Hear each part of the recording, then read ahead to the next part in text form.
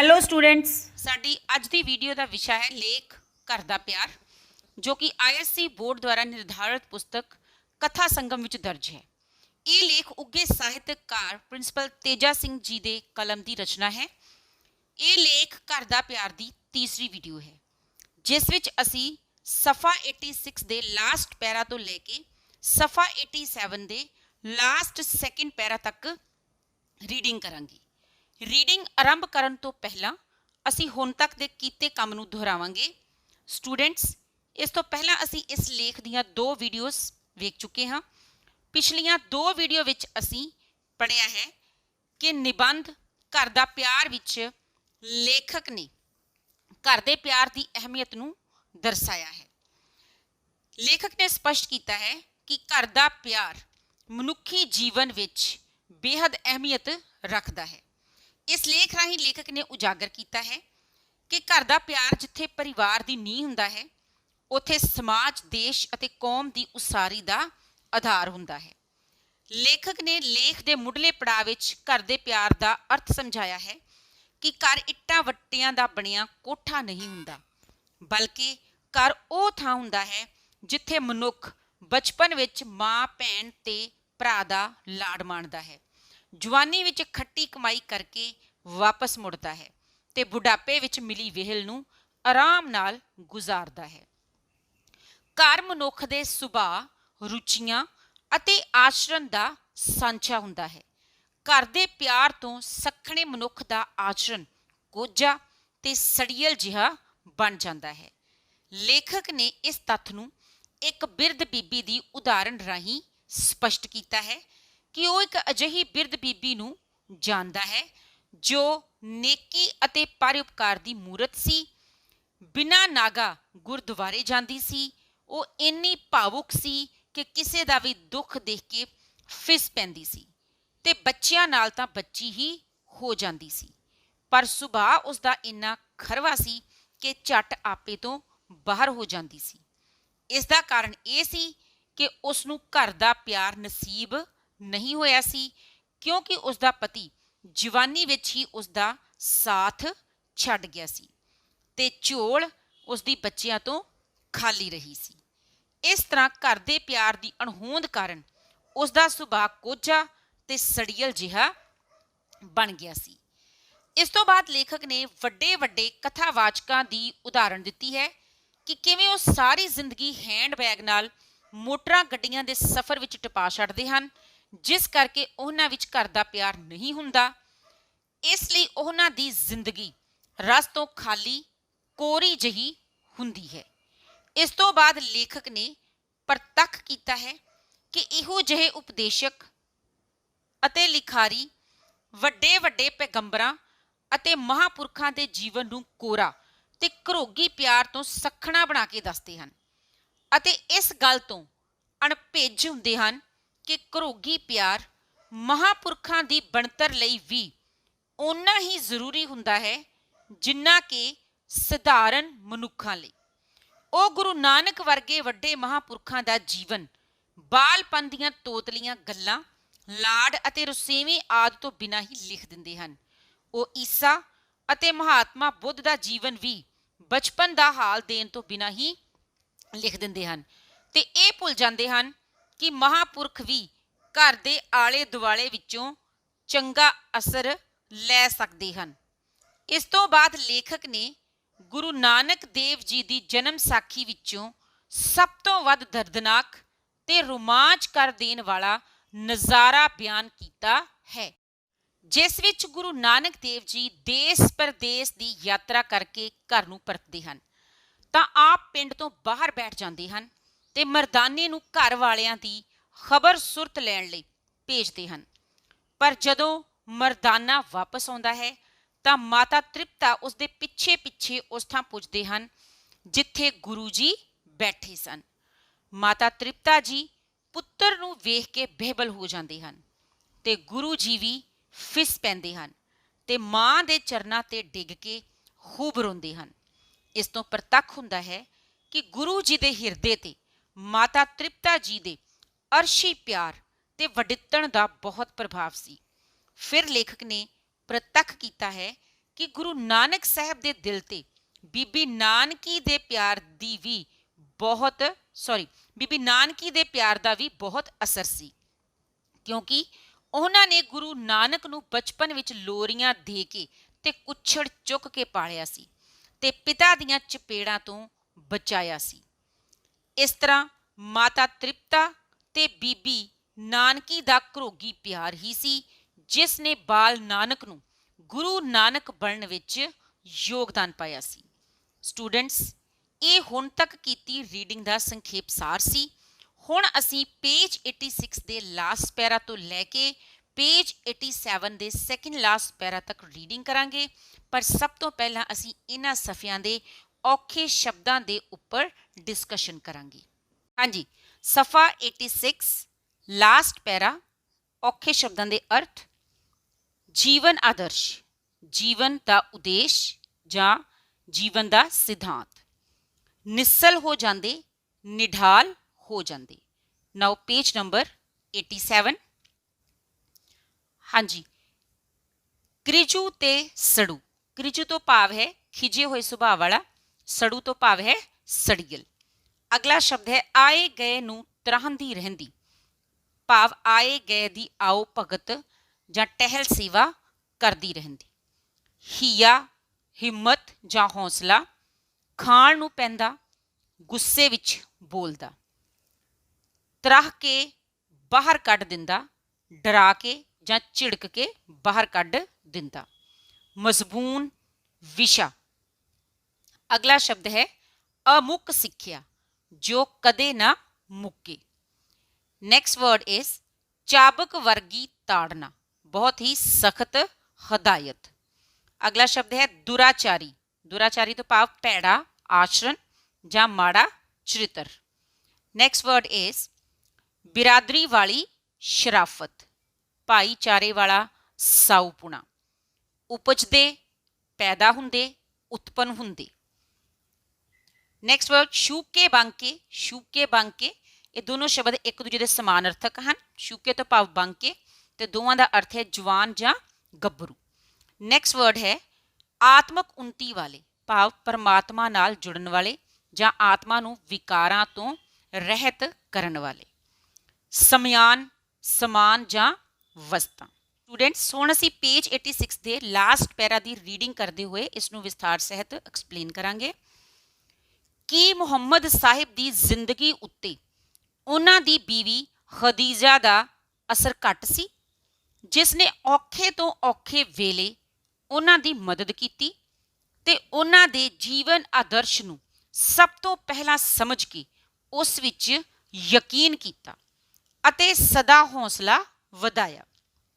ਜਦ ਹਜ਼ਰਤ ਮੁਹੰਮਦ ਨੂੰ ਰੱਬ ਵੱਲੋਂ ਬਾਣੀ ਉਤਰਦੀ ਸੀ ਤਾਂ ਉਹ ਥੱਕ ਕੇ ਇੰਨੇ ਨਿਸਲ ਹੋ ਜਾਂਦੇ। ਸਟੂਡੈਂਟਸ, ਹੁਣ ਇਹਨਾਂ ਸਤਰਾਂ ਦੇ ਵਿੱਚ ਲੇਖਕ ਨੇ ਗੁਰੂ ਨਾਨਕ ਸਾਹਿਬ ਤੋਂ ਬਾਅਦ ਅਗਲੀ ਉਦਾਹਰਣ ਹਜ਼ਰਤ ਮੁਹੰਮਦ ਸਾਹਿਬ ਦੀ ਦਿੱਤੀ ਹੈ ਕਿ ਜਿਸ ਤਰ੍ਹਾਂ ਗੁਰੂ ਨਾਨਕ ਸਾਹਿਬ ਨੂੰ ਮਹਾਨ ਬਣਾਉਣ ਵਿੱਚ ਉਹਨਾਂ ਦੀ ਮਾਂ ਤ੍ਰਿਪਤਾ ਅਤੇ ਵੱਡੀ ਭੈਣ ਬੀਬੀ ਨਾਨਕੀ ਦੇ ਘਰੋਗੀ ਪਿਆਰ ਦਾ ਬਹੁਤ ਵੱਡਾ ਯੋਗਦਾਨ ਸੀ, ਉਸੇ ਤਰ੍ਹਾਂ ਹਜ਼ਰਤ ਮੁਹੰਮਦ ਸਾਹਿਬ ਨੂੰ ਪੈਗੰਬਰ ਬਣਾਉਣ ਵਿੱਚ ਜਾਂ ਇੱਕ ਮਹਾਂਪੁਰਖ ਬਣਾਉਣ ਵਿੱਚ ਉਹਨਾਂ ਦੀ ਪਤਨੀ ਖਦੀਜਾ ਦਾ ਬਹੁਤ ਪ੍ਰਭਾਵ ਸੀ। ਹਜ਼ਰਤ ਮੁਹੰਮਦ ਸਾਹਿਬ ਦਾ ਆਪਣੀ ਪਤਨੀ ਖਦੀਜਾ ਦੇ ਨਾਲ ਬਹੁਤ ਪਿਆਰ ਸੀ। ਖਦੀਜਾ ਵੀ ਆਪਣੇ ਪਤੀ ਹਜ਼ਰਤ ਮੁਹੰਮਦ ਸਾਹਿਬ ਦੇ ਪ੍ਰਤੀ ਸਮਰਪਿਤ ਸੀ, ਕਿਉਂਕਿ ਉਹੀ ਸੀ ਜਿਸ ਨੇ ਸਭ ਤੋਂ ਪਹਿਲਾਂ ਹਜ਼ਰਤ ਮੁਹੰਮਦ ਸਾਹਿਬ ਦੇ ਜੀਵਨ ਦੇ ਟੀਚੇ, ਉਹਨਾਂ ਦੇ ਉਦੇਸ਼ ਤੇ ਉਹਨਾਂ ਦੇ ਸਿਧਾਂਤਾਂ ਨੂੰ ਨਾ ਕੇਵਲ ਸਮਝਿਆ ਬਲਕਿ ਉਹਨਾਂ ਵਿੱਚ ਵਿਸ਼ਵਾਸ ਵੀ ਕੀਤਾ ਤੇ ਉਹਨਾਂ ਨੂੰ ਉਹਨਾਂ ਦੇ ਜੀਵਨ ਆਦਰਸ਼ ਦੇ ਰਸਤੇ ਉੱਪਰ ਅੱਗੇ ਵਧਣ ਲਈ ਹਮੇਸ਼ਾ ਉਹਨਾਂ ਦਾ ਹੌਸਲਾ ਵਧਾਇਆ ਤੇ ਉਹਨਾਂ ਨੂੰ ਉਤਸ਼ਾਹ ਦਿੱਤਾ। ਲੇਖਕ ਲਿਖਦਾ ਹੈ ਕਿ ਜਦੋਂ ਵੀ ਹਜ਼ਰਤ ਮੁਹੰਮਦ ਸਾਹਿਬ ਦੀ ਬਿਰਤੀ ਉਸ ਪਰਮਾਤਮਾ ਨਾਲ ਜੁੜ ਜਾਂਦੀ ਸੀ ਤਾਂ ਉਹ ਥੱਕ ਕੇ ਬਹੁਤ ਹੀ ਨਿਢਾਲ ਹੋ ਜਾਂਦੇ ਸਨ ਕਿ ਉਹਨਾਂ ਨੂੰ ਆਰਾਮ ਦੇ ਕੇ ਮੁੜ ਅਸਲੀ ਹਾਲਾਤ ਤੇ ਲਿਆਉਣ ਵਾਲੀ ਖਦੀਜਾ ਹੀ ਸੀ, ਜੋ ਉਹਨਾਂ ਦਾ ਸਿਰ ਆਪਣੇ ਪੱਟਾਂ ਉੱਤੇ ਰੱਖ ਕੇ ਸਭ ਥਕੇਵੇਂ ਦੂਰ ਕਰ ਦਿੰਦੀ ਸੀ। ਜਦੋਂ ਹਜ਼ਰਤ ਮੁਹੰਮਦ ਸਾਹਿਬ ਦੀ ਸੁਰਤੀ ਉਸ ਅੱਲਾ, ਉਸ ਖੁਦਾ ਦੇ ਨਾਲ ਜੁੜ ਜਾਂਦੀ ਸੀ ਤਾਂ ਉਹ ਸਰੀਰਕ ਤੌਰ ਤੇ ਇੰਨੇ ਬੇਹਿੱਸ ਤੇ ਨਿਢਾਲ ਹੋ ਜਾਂਦੇ ਸਨ ਕਿ ਉਹਨਾਂ ਨੂੰ ਮੁੜ ਸਧਾਰਨ ਅਵਸਥਾ ਵਿੱਚ ਲਿਆਉਣ ਲਈ ਉਹਨਾਂ ਦੀ ਪਤਨੀ ਖਦੀਜਾ ਉਹਨਾਂ ਦੀ ਬਹੁਤ ਜ਼ਿਆਦਾ ਤੀਮਾਰਦਾਰੀ, ਉਹਨਾਂ ਦੀ ਸੇਵਾ ਕਰਦੀ ਸੀ। ਇਸ ਤਰ੍ਹਾਂ ਹਜ਼ਰਤ ਮੁਹੰਮਦ ਸਾਹਿਬ ਦੀ ਸ਼ਖਸੀਅਤ ਨੂੰ ਮਹਾਨ ਬਣਾਉਣ ਵਿੱਚ ਉਹਨਾਂ ਦੀ ਪਤਨੀ ਖਦੀਜਾ ਦਾ ਪਿਆਰ ਸੀ। ਅਗਲਾ ਪੈਰਾ, ਜੇ ਕਾਰਲਾਈਲ ਆਪਣੀ ਤੀਵੀਂ ਨੂੰ ਪਿਆਰ ਕਰਦਾ ਤਾਂ ਉਹ ਇੰਨਾ ਕ੍ਰਿਜੂ ਤੇ ਸੜੂ ਨਾ ਹੁੰਦਾ। ਉਹ ਆਪਣੇ ਕਮਰੇ ਵਿੱਚ ਪੜ੍ਹਦਾ ਜਾਂ ਲਿਖਦਾ ਰਹਿੰਦਾ ਸੀ ਅਤੇ ਉਸ ਦੀ ਵਹੁਟੀ ਵੱਖ ਬਰਾਂਡੇ ਵਿੱਚ ਬੈਠੀ ਆਏ ਗਏ ਨੂੰ ਤਰਾਹਦੀ ਰਹਿੰਦੀ। ਜਦ ਕਦੀ ਉਹ ਹਿਆ ਕਰਕੇ ਉਸ ਦੇ ਕਮਰੇ ਦਾ ਬੂਹਾ ਖੋਲ ਕੇ ਅੰਦਰ ਝਾਕਦੀ ਤਾਂ ਉਹ ਖਿੱਚ ਕੇ ਖਾਣ ਨੂੰ ਪੈਂਦਾ ਅਤੇ ਉਸ ਨੂੰ ਤਰਾਹ ਕੇ ਬਾਹਰ ਕੱਢ ਦਿੰਦਾ। ਉਸ ਦਾ ਸਾਰੇ ਸੰਸਾਰ ਨੂੰ ਚੁੱਪ ਦੇ ਮਜ਼ਮੂਨ ਉੱਤੇ ਅਮੁੱਕ ਸਿੱਖਿਆ ਦੇਣ ਦਾ ਕੀ ਲਾਭ, ਜਦ ਉਸ ਦੀ ਆਪਣੀ ਕਲਮ ਚੁੱਪ ਨਹੀਂ ਕਰਦੀ ਅਤੇ ਅਹਿਮਕ ਨਾਈ ਦੀ ਕੈਂਚੀ ਵਾਕਰ ਲੁਤਰ ਲੁਤਰ ਕਰਦੀ ਰਹਿੰਦੀ ਹੈ। ਉਸ ਦੀ ਲੰਮੇ ਲੰਮੇ ਲੇਖ ਲਿਖ ਕੇ ਲੋਕਾਂ ਨੂੰ ਚਾਬਕ ਵਰਗੀ ਤਾੜਨਾ ਕਰਨ ਦਾ ਕੀ ਲਾਭ, ਜੇ ਉਹ ਆਪ ਇੱਕ ਘਰ ਦੀ ਸੁਵਾਣੀ ਨੂੰ ਵੀ ਆਰਾਮ ਨਾ ਦੇ ਸਕੇ। ਸਟੂਡੈਂਟਸ, ਉੱਪਰ ਵਾਲੇ ਪਹਿਰੇ ਵਿੱਚ ਲੇਖਕ ਨੇ ਇਹ ਬਿਆਨ ਕੀਤਾ ਹੈ ਕਿ ਹਜ਼ਰਤ ਮੁਹੰਮਦ ਸਾਹਿਬ ਦੀ ਸ਼ਖਸੀਅਤ ਨੂੰ ਮਹਾਨ ਬਣਾਉਣ ਵਿੱਚ ਉਹਨਾਂ ਦੀ ਪਤਨੀ ਦਾ ਪਿਆਰ, ਖਦੀਜਾ ਦਾ ਪਿਆਰ ਦਾ ਅਹਿਮ ਯੋਗਦਾਨ ਸੀ। ਪਰ ਇਸ ਪਹਿਰੇ ਵਿੱਚ ਉਹਨਾਂ ਨੇ ਇੱਕ ਅੰਗਰੇਜ਼ੀ ਦੇ ਲੇਖਕ ਕਾਰਲਾਈਲ ਦੀ ਉਦਾਹਰਣ ਦਿੱਤੀ ਹੈ, ਜਿਸ ਨੇ ਚੁੱਪ ਦੇ ਮਜ਼ਮੂਨ ਉੱਤੇ ਬਹੁਤ ਲਿਖਿਆ ਹੈ। ਇੱਥੇ ਲੇਖਕ ਨੇ ਇਹ ਸਪਸ਼ਟ ਕੀਤਾ ਹੈ ਕਿ ਕਾਰਲਾਈਲ ਬਹੁਤ ਹੀ ਖਿਜੇ ਹੋਏ ਤੇ ਸੜੀਅਲ ਸੁਭਾਅ ਦਾ ਮਾਲਕ ਸੀ। ਇਸ ਦਾ ਕਾਰਨ ਇਹ ਸੀ ਕਿ ਉਸ ਨੂੰ ਆਪਣੀ ਤੀਵੀਂ ਨਾਲ ਬਿਲਕੁਲ ਪਿਆਰ ਨਹੀਂ ਸੀ। ਉਹ ਹਮੇਸ਼ਾ ਅਲੱਗ ਕਮਰੇ ਵਿੱਚ ਬੈਠਾ ਪੜ੍ਹਦਾ ਜਾਂ ਲਿਖਦਾ ਰਹਿੰਦਾ ਸੀ ਤੇ ਘਰ ਵਾਲੀ ਵੱਖ ਬਰਾਂਡੇ ਵਿੱਚ ਬੈਠੀ ਆਏ ਗਏ ਦੀ ਆਓ ਭਗਤ ਕਰਦੀ ਰਹਿੰਦੀ ਸੀ। ਤੇ ਜੇ ਕਦੀ ਉਹ ਹਿੰਮਤ ਕਰਕੇ ਉਸ ਦੇ ਕਮਰੇ ਅੰਦਰ ਝਾਕਦੀ ਤਾਂ ਉਹ ਉਸ ਨੂੰ ਗੁੱਸੇ ਵਿੱਚ ਡਰਾ ਕੇ ਬਾਹਰ ਕੱਢ ਦਿੰਦਾ ਸੀ। ਤੇ ਇਸ ਤਰ੍ਹਾਂ ਲੇਖਕ ਸਵਾਲ ਕਰਦਾ ਹੈ ਜਾਂ ਕਾਰਲਾਈਲ ਦੇ ਉੱਪਰ ਇਹ ਸਵਾਲ ਉਠਾਉਂਦਾ ਹੈ ਕਿ ਕਾਰਲਾਈਲ ਦੀ ਕਲਮ ਦੁਆਰਾ ਦੁਨੀਆ ਨੂੰ ਚੁੱਪ ਦੇ ਮਜ਼ਮੂਨ ਉੱਤੇ ਉਪਦੇਸ਼ ਦੇਣ ਦਾ ਕੀ ਲਾਭ ਹੈ, ਜਦ ਉਸ ਦੀ ਆਪਣੀ ਕਲਮ ਹੀ ਚੁੱਪ ਨਹੀਂ ਕਰਦੀ। ਇਸ ਤਰ੍ਹਾਂ ਦੁਨੀਆ ਨੂੰ ਇਹ ਸਖਤ ਤਾੜਨਾ ਦੇਣਾ ਜਾਂ ਦੁਨੀਆ ਨੂੰ ਚੁੱਪ ਰਹਿਣ ਦੀ ਸਿੱਖਿਆ ਦੇ ਕੇ ਉਹਨਾਂ ਦੀ ਜ਼ਿੰਦਗੀ ਨੂੰ ਆਰਾਮਦਾਇਕ ਬਣਾਉਣ ਦੀ ਕੋਸ਼ਿਸ਼ ਕਰਨ ਦਾ ਕੀ ਫਾਇਦਾ, ਜੇ ਉਸ ਲੇਖਕ ਦੀ ਆਪਣੀ ਘਰਵਾਲੀ, ਆਪਣੀ ਤੀਵੀਂ ਦੀ ਜ਼ਿੰਦਗੀ ਹੀ ਆਰਾਮਦਾਇਕ ਨਹੀਂ ਹੈ। ਸੋ ਇਸ ਉਦਾਹਰਣ ਤੋਂ ਲੇਖਕ ਇਹ ਸਪਸ਼ਟ ਕਰਦਾ ਹੈ ਕਿ ਜਿੱਥੇ ਹਜ਼ਰਤ ਮੁਹੰਮਦ ਸਾਹਿਬ ਦੀ ਸਫਲਤਾ ਪਿੱਛੇ ਪਤਨੀ ਦਾ ਪਿਆਰ ਸੀ, ਉੱਥੇ ਕਾਰਲਾਈਲ ਦੇ ਖਿਜੇ ਹੋਏ ਤੇ ਸੜੀਅਲ ਸੁਭਾਅ ਦਾ ਕਾਰਨ ਇਹ ਸੀ ਕਿ ਉਹ ਆਪਣੇ ਘਰ ਦੇ ਪਿਆਰ, ਆਪਣੀ ਤੀਵੀਂ ਦੇ ਪਿਆਰ ਤੋਂ ਵਾਂਝਾ ਸੀ। ਨਾਓ ਅਗਲਾ ਪੈਰਾ, ਅੱਜ ਕੱਲ ਬਹੁਤ ਸਾਰੀ ਦੁਰਾਚਾਰੀ ਦਾ ਕਾਰਨ ਘਰੋਗੀ ਵਸੋਂ ਦਾ ਘਾਟਾ ਅਤੇ ਬਾਜ਼ਾਰੀ ਰਹਿਣੀ ਬਹਿਣੀ ਦਾ ਵਾਧਾ ਹੈ। ਲੋਕੀ ਘਰ ਦੇ ਸਦਾਚਾਰੀ ਅਸਰ ਨੂੰ ਨਾ ਜਾਣਦੇ ਹੋਏ ਬਾਲ ਬੱਚੇ ਤੇ ਤੀਵੀਂ ਨਾਲ ਜੀਵਨ ਬਿਤਾਉਣ ਦੀ ਥਾਂ ਕਲੱਬਾਂ ਤੇ ਹੋਟਲਾਂ ਦੀ ਰਹਿਣੀ ਨੂੰ ਵਧੇਰੇ ਪਸੰਦ ਕਰਦੇ ਹਨ। ਹੁਣ ਇਹਨਾਂ ਸਤਰਾਂ ਵਿੱਚ ਲੇਖਕ ਇਹ ਬਿਆਨ ਕਰਦਾ ਹੈ ਕਿ ਅੱਜ ਸਾਡੇ ਸਮਾਜ ਵਿੱਚ ਦੁਰਾਚਾਰ ਭਾਵ ਕਿ ਆਚਰਣਹੀਨਤਾ ਰੂਪੀ ਔਗੁਣ ਵੱਧ ਫੁੱਲ ਰਿਹਾ ਹੈ ਤੇ ਇਸ ਦਾ ਕਾਰਨ ਇਹੀ ਹੈ ਕਿ ਲੋਕਾਂ ਵਿੱਚੋਂ ਘਰੋਗੀ ਵਸੋਂ ਭਾਵ ਕਿ ਘਰੋਗੀ ਰਹਿਣੀ ਬਹਿਣੀ ਘਟ ਰਹੀ ਹੈ ਤੇ ਇਸ ਦੇ ਉਲਟ ਬਾਜ਼ਾਰੀ ਰਹਿਣੀ ਬਹਿਣੀ ਵਿੱਚ ਵਾਧਾ ਹੋ ਰਿਹਾ ਹੈ। ਲੋਕ ਆਪਣੇ ਘਰ ਦੇ ਅੰਦਰਲੇ ਸਦਾਚਾਰਕ ਗੁਣਾਂ ਦੇ ਪ੍ਰਭਾਵ ਨੂੰ ਨਾ ਸਮਝਦੇ ਹੋਏ ਆਪਣੇ ਪਰਿਵਾਰ ਭਾਵ ਬਾਲ ਬੱਚੇ ਤੇ ਪਤਨੀ ਨਾਲ ਜੀਵਨ ਜਿਉਣ ਦੀ ਬਜਾਏ ਕਲੱਬਾਂ ਤੇ ਹੋਟਲਾਂ ਵਿੱਚ ਜਾ ਕੇ ਰਹਿਣਾ ਵਧੇਰੇ ਪਸੰਦ ਕਰਦੇ ਹਨ। ਨਤੀਜੇ ਵਜੋਂ ਉਹ ਘਰੋਗੀ ਜੀਵਨ ਨਾਲ ਜੁੜੇ ਗੁਣਾਂ ਤੋਂ ਵਾਂਝੇ ਰਹਿੰਦੇ ਹਨ ਤੇ ਇਸ ਤਰ੍ਹਾਂ ਉਹਨਾਂ ਦੇ ਆਚਰਣ ਦੇ ਵਿੱਚ ਗਿਰਾਵਟ ਆਉਂਦੀ ਹੈ। ਇਸ ਦਾ ਸਿੱਟਾ ਇਹ ਨਿਕਲ ਰਿਹਾ ਹੈ ਕਿ ਲੋਕਾਂ ਵਿੱਚੋਂ ਉਹ ਘਰੋਗੀ ਜ਼ਿੰਮੇਵਾਰੀ, ਉਹ ਬਿਰਾਦਰੀ ਵਾਲੀ ਸ਼ਰਾਫਤ ਅਤੇ ਉਹ ਮਿੱਠਤ ਤੇ ਨਿਮਰਤਾ ਵਾਲੇ ਗੁਣ ਘਟ ਰਹੇ ਹਨ ਜੋ ਕੇਵਲ ਘਰੋਗੀ ਆਚਰਣ ਤੋਂ ਹੀ ਉਪਜਦੇ ਹਨ। ਇਸਤਰੀ ਤੇ ਬੱਚਿਆਂ ਵਿੱਚ ਕੇਵਲ ਇਤਨੀ ਦਿਲਚਸਪੀ ਦੱਸੀ ਜਾਂਦੀ ਹੈ ਜਿਤਨੀ ਕਿ ਉਹਨਾਂ ਨੂੰ ਘਰ ਤੋਂ ਬਾਹਰ ਲੋਕਾਂ ਦੇ ਸਾਹਮਣੇ ਸ਼ੂਕੇ ਬਾਂਕੇ ਬਣ ਕੇ ਵਿਖਾਣ ਜੋਗਾ ਬਣਾ ਦੇਵੇ।